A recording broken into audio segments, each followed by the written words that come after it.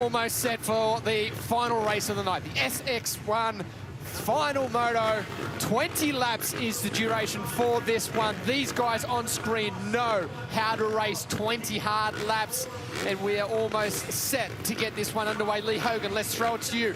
Who is going to launch out and get the whole shot here, and where from? I'm really liking where Justin Brayton has positioned himself. He's not to the far inside, but he is to the inside of Tanti and Clout. Clout's just on the outside of the dog box. He's got no one to his left elbow. He's going to have a little bit of room to move. We're in the starter's hands. Who is going to jump out of the gate?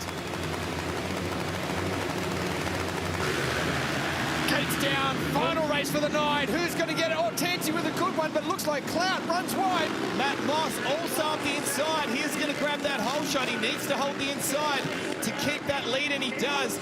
Tanti slots into second place, Luke Clout in third, and Justin Brayton rounding out that top four. Two Hondas there behind them. Wilson also in there in fifth place, or moving into fifth now, I should say. He's on the outside of Hayden Melross, the 45 machine.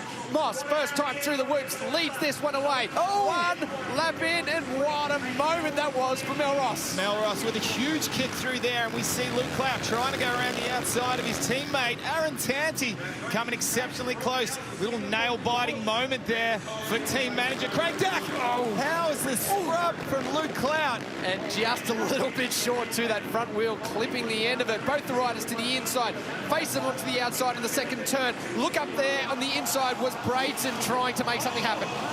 Right, now one of the main factors with these switchbacks is those ruts. It allows you to go so much faster. Justin Brayton, how was that? He stayed so low and he'll control the inside here. What a turn out of that last corner. Really drove out hard, managed to make the pass. Here is the replay. Have a look. Well, wow, I heard the crowd from our position. Oh, and off the side of the track and landed on his bike. That's number 17, Corey Watts. Local Victorian rider, I believe, from out of Horsham.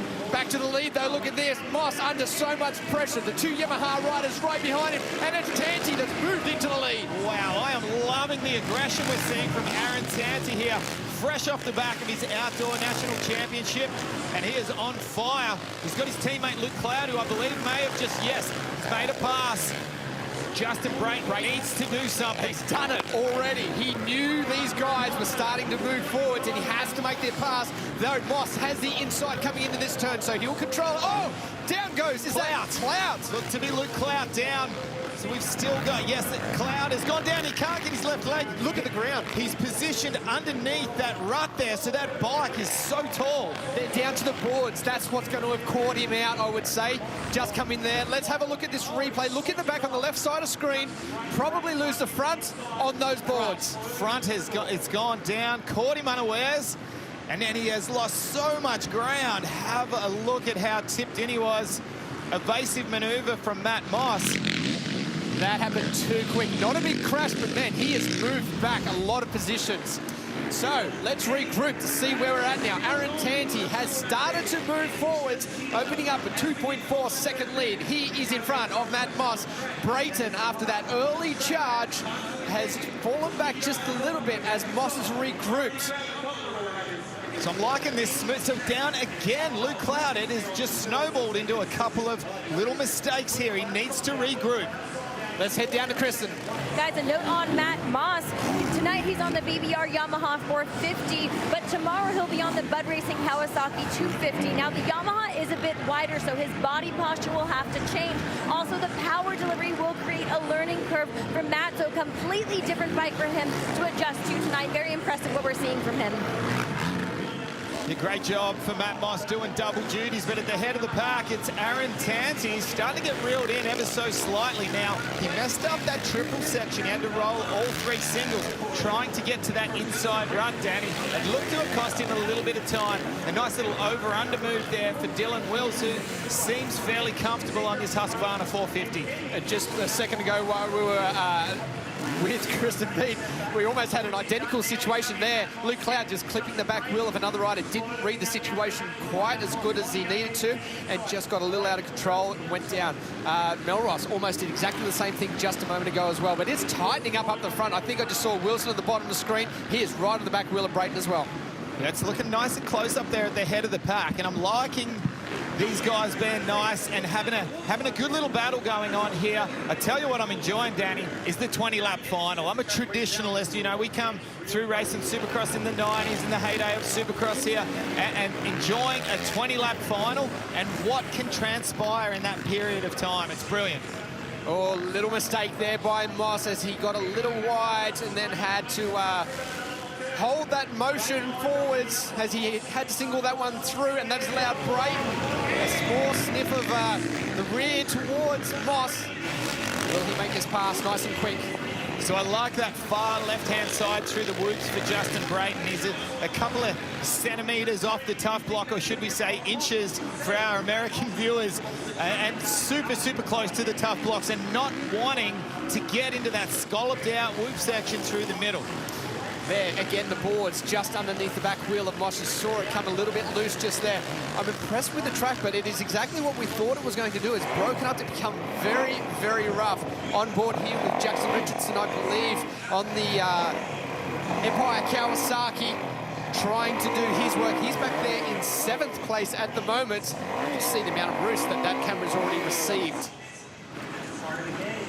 Back up near our battle for 2nd and 3rd place, and Matt Moss on the BBR 102 Motorsports Yamaha continuing to hold down 2nd place, but he's coming under siege from a couple of Hondas, and both these riders, Justin Brayton and Dean Wilson, riding for the Honda Genuine team under the management of Yuriv Konski here tonight. Have a look, another replay, the 18 machine, Mitchell Norris. Yes, that's why we saw the tough block out in the middle of the track just a moment ago. These whoops really collecting a lot of these riders tonight. And I was just about to mention also that Brayton's in a bit of a difficult position. You know, at the one hand, he's trying to charge and challenge Matt Moss to get up there in 2nd place, but Dean Wilson is right there as well. We just saw him in the back. He's in a position where he can also make a challenge. So Brayton has to be on the offensive and defensive same time.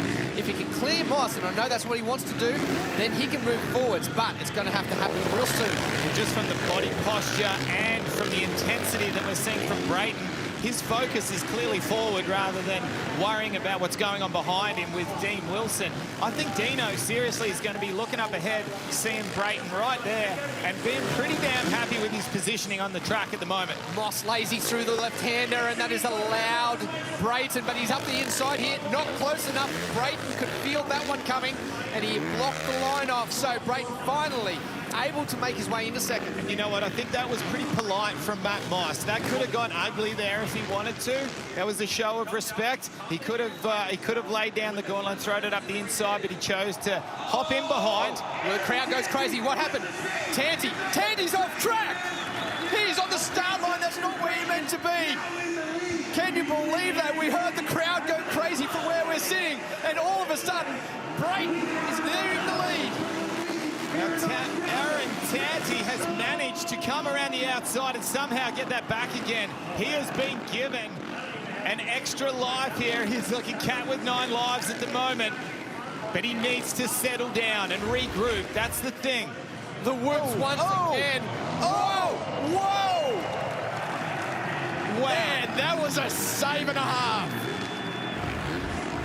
All right, we saw Kristen Beat in there as well, was kind of ducking and dodging and weaving there, trying to miss Tanti. So let's hope our girl down there is okay. Yeah, I wonder how the heart rate is on Kristen right now.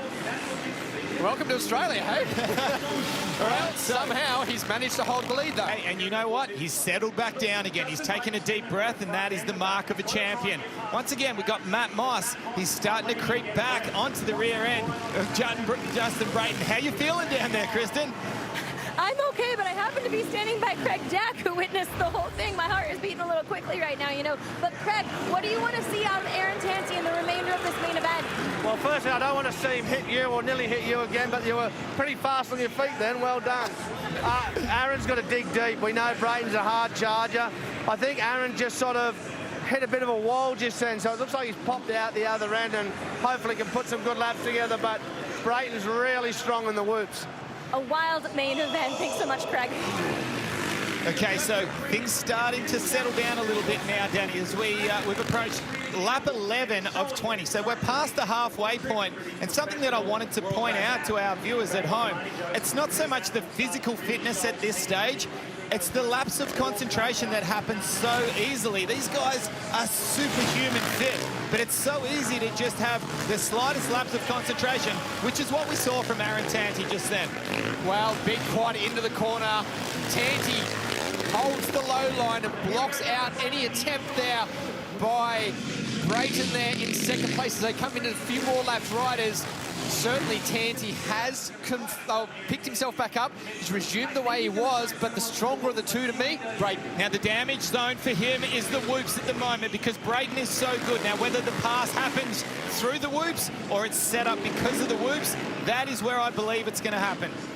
So Tanti very slow getting around that inside, but is covering the line there, taking away any chance for the pass. Now if he is lazy in this little switchback corners right here, Brayton wasn't able to jump over. So that has saved Tanti once again. It's such a protective move, that inside there, and it's working exceptionally well here. So looking fine through here. He needs to be careful because Brayton quadding there, that makes up a little bit of time. But it's out of this next corner when they tip it into the right-hander and they start to set themselves up and ease towards these whoops. Let's have a look as Brayton will head across to the left-hand side of the track here. But there's a rider there. There's a left rider. Brayton had to go straight up the middle. Oh, but he's got a nice run here to the inside. Can Tanti close it out? And he does once again. So Tanti, again, able to hold that lead. Another chance for him here. He's doing everything right. Brayton certainly is the stronger of the two right now, but he's got to figure something out to make this pass. 20 laps on a Supercross track, Danny Ham. It's one of the toughest things you can possibly do. The amount of lactic acid going through your veins. What a beautiful line from Brayton. Around the outside, he's going to have the inside in the next corner. Beautiful line. It looked like Brayton was setting up the quad into that turn, but he did the smart thing and kept it nice and clean and tight, and that has allowed him to finally move into the lead with only 5 more laps to go. Now, does Aaron Tanti have enough energy? Has he got the oxygen, the lungs, to try to latch onto the back of Brayton, potentially pick up a line or two?